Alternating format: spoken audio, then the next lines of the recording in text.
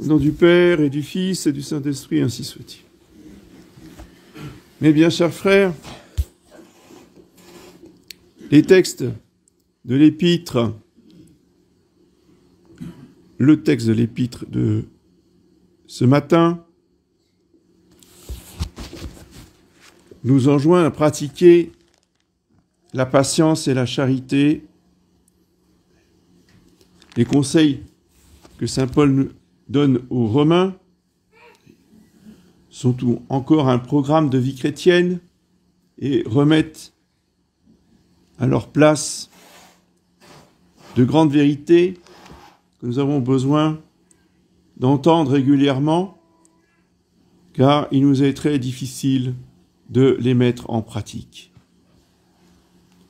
On les a entendus moult fois, et pourtant,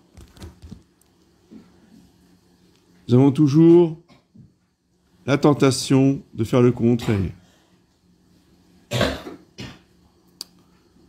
Premier conseil fondamental, ne rendez à personne le mal pour le mal. Ayez soin de faire le bien, non seulement devant Dieu, mais devant tous les hommes.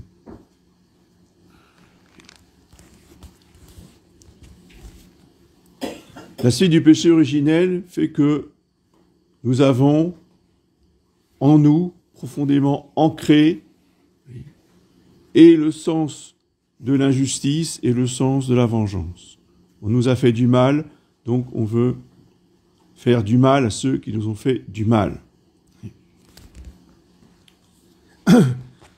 Et dans une société non chrétienne, tous ces sentiments sont exacerbés, sont proposés en modèle. Dans une société chrétienne, on va proposer comme modèle dans les représentations, dans les lectures, dans les divertissements, le modèle des saints. Comment les saints ont agi pour aimer Dieu, aimer le prochain. Et dans notre société qui n'est plus du tout chrétienne, eh bien, on va donner aux plus jeunes, les enfants très tôt, cet idéal du héros, le héros, spécialement dans les westerns. Regardez, même dans les titres du western, même des années 50, des vieux films. Ah, c'est la vengeance de ceci, la vengeance de cela. La vengeance. C'est précisément ce qu'il faut arracher, voyez, de nos âmes, c'est ce désir de vengeance. Et on apprend bien au catéchisme que la vengeance est un péché. Parce que c'est quand même une vérité à apprendre au plus tôt quand on est enfant. Il ne faut pas en rester au stade de l'enfance. Comme dit saint Paul, quand j'étais enfant, je parlais comme un enfant, mais quand on est adulte, il faut aller plus loin. Est-ce que la vengeance est un péché? Non. Attendez, vous êtes étendu là? Il y a 2 minutes, vous me dites la vengeance est un péché, on apprend au catéchisme, puis vous nous dites maintenant la vengeance n'est pas un péché. Faudrait savoir. Si la vengeance était un péché, réfléchissez 2 minutes à ce qu'on vient de dire. Est-ce que Dieu pourrait dire à moi la vengeance? Moi, Dieu, je peux commettre le péché, mais vous, les hommes, vous ne pouvez pas. C'est complètement absurde. C'est évident que la vengeance n'est pas un péché. La vengeance est une vertu, est une partie de la vertu de justice, nous dit saint Thomas d'Aquin. Ce qui est interdit, c'est que des particuliers, des individus, exercent cette vertu. Comme c'est interdit, ça devient un péché. Ce qui est interdit devient un péché. Ce n'est pas un péché en soi. En soi, c'est une vertu que Dieu seul exerce. Seul? Non, pas seul. Lui et ceux à qui il délègue son pouvoir d'exercer la vengeance. On parle du glaive de la vengeance. À qui est donné le glaive de la vengeance?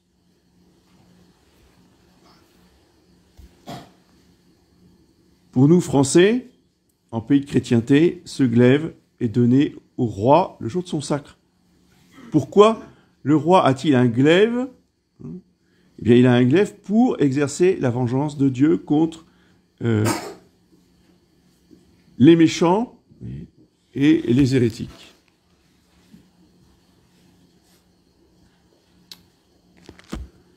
Et qu'est-ce qui va avec la vengeance? C'est la colère. Est-ce que la colère est un péché? Alors, même chose. Ça fait partie des 7 péchés capitaux. On apprend dans le catéchisme que se mettre en colère, c'est commettre un péché. Parce que l'homme ne doit pas se mettre en colère. Mais est-ce que c'est un péché en soi? Non, puisque l'homme peut se mettre en colère. Comme dit saint Paul, mettez-vous en colère, mais ne péchez point. Toute colère n'est pas un péché. Il y a des saintes colères. Et qui doit se mettre en colère? L'autorité. C'est le propre de l'autorité de se mettre en colère. C'est le mauvais rôle. C'est le rôle des pères de famille.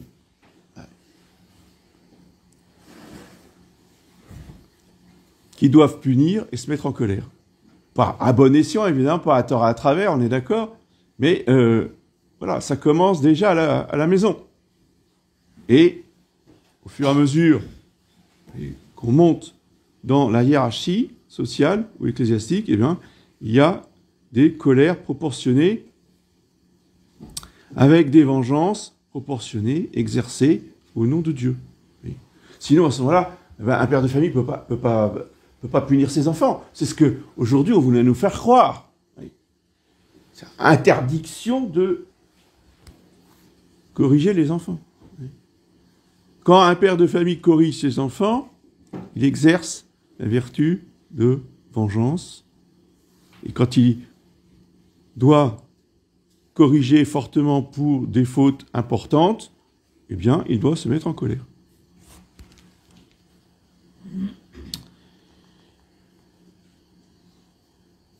Laissez agir la colère de Dieu, car il est écrit « À moi la vengeance, c'est moi qui rétribuerai, dit le Seigneur. »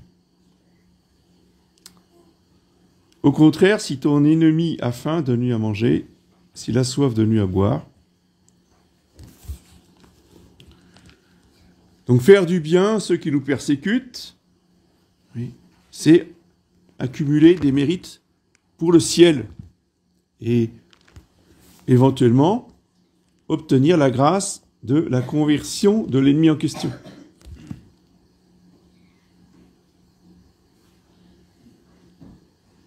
Et enfin, le dernier conseil qui résume tout, c'est la conclusion qui résume l'essentiel.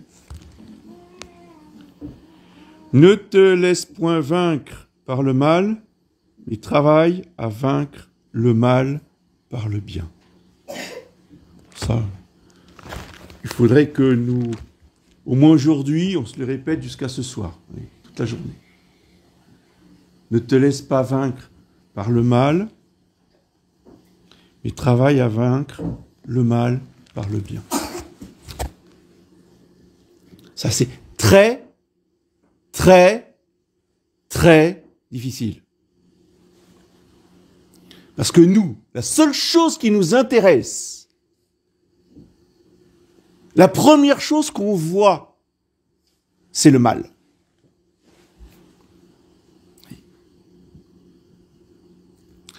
Saint Paul nous dit, il faut voir le bien. Rien à voir avec le développement personnel. Non, ça vient pas des Amériques. Ça vient pas des États-Unis. C'est le contraire. C'est parce qu'aux États-Unis, il y a beaucoup de protestants. Et les protestants, ils lisent beaucoup la Bible, en particulier les épîtres de Saint Paul. Et donc, ils se sont mieux imprégnés que nous des épîtres de Saint Paul. Donc, ils voient les choses sous l'angle du bien, voyez, et pas sous l'angle du mal. Quand ils voient un verre rempli d'eau à moitié, ils vous disent « Oh, c'est formidable, il y a la moitié d'eau. Ah, je vais pouvoir boire, c'est bien. » Puis nous, on est là « Ouais, il y a la moitié de vide. Ah bah, franchement, hein. Ah, mais il me manque la moitié, hein. »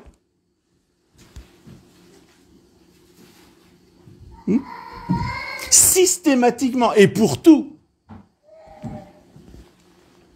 On ne voit pas ce qu'il y a, on voit ce qui manque. On ne voit pas ce qu'il y a de bien, on voit ce qu'il y a de mal. Oui, il y a ça qui va pas. Oui, d'accord. Et à côté, vous avez vu ce qui va non, mais il y a ça qui va pas. Voilà. Mais bien, chers frères, il faut demander la grâce de la conversion de notre intelligence. Parce que c'est là-dedans que ça se passe. Oui. Faut appuyer sur le bouton positif. Parce que nous, on est programmé négatif. Tout ce qui est négatif, négatif, négatif.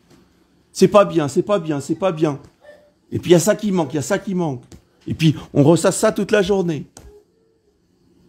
Oui, puis vous avez vu la France. Oui, bon, alors là, après, ça prend les proportions.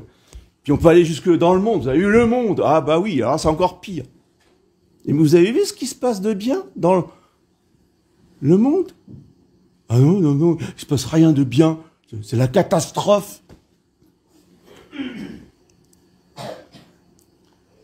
Puis le bien, si vous voulez, il n'est pas forcément maximal. Hein. Il y a du bien partout. Hein. Et mélangé avec le mal. Ça, c'est la vie sur Terre. Il y a du bien, il y a du mal. C'est pas parce qu'on dit « Ah, ça c'est bien » qu'il n'y a pas du mal à côté.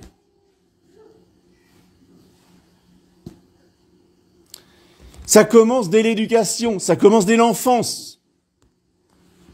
Alors je sais, encore une fois, bon, il faut comprendre, pardonner les anciennes générations. Quand on a connu 2 guerres ou une guerre, on a toutes les excuses du monde. Moi, je ne pouvais pas sortir avec mon vélo sans entendre une litanie d'accidents qui étaient arrivés dans la veille, parce que ma mère passait son temps dans le journal à regarder quoi? Les accidents, les crimes, les... Ah bah oui, il n'y a que ça qui était intéressant. Donc, dès que son fils sortait, c'était ça. J'avais le droit à la litanie, vous voyez. Ça marque.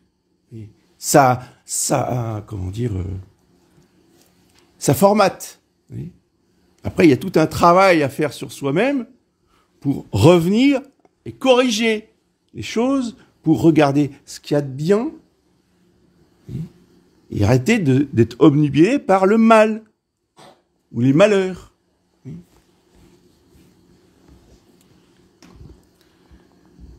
Si nous nous en sortons pas, si nous sommes là aujourd'hui, pourquoi est-ce que nous sommes là aujourd'hui? Mais parce que uniquement tout va mal. Et tout va de plus en plus mal. Et tout ira toujours de plus en plus mal. Donc tant que nous serons dans cette spirale infernale de fascination et de fascination sur le mal, on va continuer de descendre. Hein. Il n'y a que nous qui pouvons remonter. Si on attend que Dieu intervienne, vous allez voir, Dieu va intervenir. Ouais, d'accord, il va intervenir pour quoi? Pour qu'on lui dise, non mais de toute façon, ça ne marchera pas, votre affaire. Ah, on va avoir un grand monarque. Maintenant, là, grand monarque, il arrive, on va lui dire, non, non, c'est pas possible. C'est pas possible, il y a trop de mal. Non, puis de toute façon, ce que vous avez fait là, c'est pas bien. Non, puis de toute façon, on ne va pas obéir. Hein, parce que moi, je fais ce que je veux. Hein. Et puis, je ne vais pas payer les impôts, quand même. On a eu trop d'impôts, maintenant, on ne va plus payer les impôts. Enfin, vous voyez, tout un tas de choses comme ça va revenir. Si on ne change pas la mentalité, donc on n'aura pas le secours du ciel, tant qu'on n'aura pas changé la mentalité. Demandons aujourd'hui la grâce de la conversion de nos intelligences pour que nous pensions le bien. Donc ce qui est positif, c'est le bien. Afin de pouvoir construire nos vies. On n'a aucun pouvoir sur ce qui se passe dehors. On n'a aucun pouvoir sur la société. On a pouvoir sur notre propre vie, sur notre propre mental. Ça, on a le pouvoir de basculer soit dans le négatif, soit dans le positif. C'est juste de faire ça, c'est à la portée de tous, dès aujourd'hui, dès maintenant, ici. Ce n'est pas du rêve, c'est du concret, et ça changera toute notre vie. Et ça changera la société en contrepartie au fur et à mesure. Oui. C'est quand même désolant de voir qu'il y a des êtres humains, oui, qui ont cette mentalité de Saint Paul. Juste pour avoir un bonheur sur terre. Et qui ne croient ni en Dieu ni en diable. Et ils réussissent. Parce que c'est comme ça que ça fonctionne. Et nous avons la toute-puissance de Dieu avec nous. Ah non, non, non, on n'y arrivera pas. Non, non. Non, c'est pas possible. Non, c'est trop dur. Non, c'est trop. Non, mais c'est pas pour nous. Ben, on va jamais arriver à rien avec ça. Oui. Ah, on voudrait des écoles pour nos enfants. Ouais, très bien. Mais alors, ah bah oui, mais ça coûte cher. Ah bah alors, qu'est-ce qu'on fait? Ah bah, on n'arrivera à rien. Oui, on peut pas. On n'a pas les moyens. Ah bah, on va rester. Ça peut durer longtemps comme ça, dans la catastrophe et la catastrophe. Oui. Alors, mes bien chers frères, c'est très important ce que je vous dis là. Parce que, dans les mois qui vont venir, il va falloir se battre. Battre contre qui? Contre nous-mêmes. Contre notre propre mentalité. Parce que si on veut arriver à atteindre nos objectifs, il faut absolument avoir la bonne mentalité, positive, pas se laisser vaincre par le mal. Oui.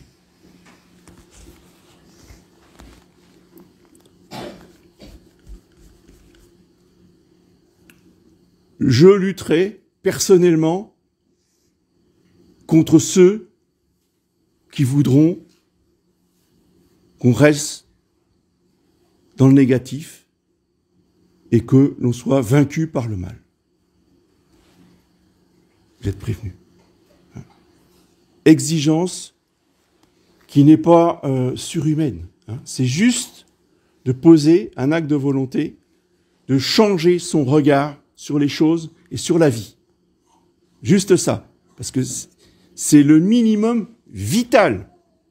Si on ne fait pas ça, mes bien chers frères, on est mort. Socialement mort. Hein. On continuera à vivre. Hein. On mangera tous les jours, c'est pas le problème. Mais socialement, dans notre petite communauté, on sera mort. Et il n'est pas question que je laisse mourir cette chapelle. Donc la vie, c'est positif, c'est beau.